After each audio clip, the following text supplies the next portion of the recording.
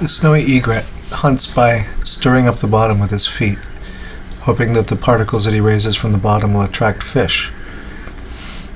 Now he's looking to see if it worked. Oh, saw something out of the corner of his eye, turned his head.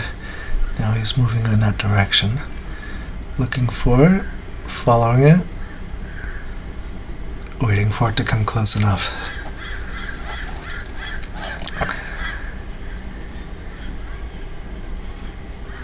And still turning his head to see.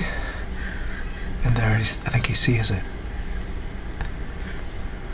Just waiting now for it to come closer.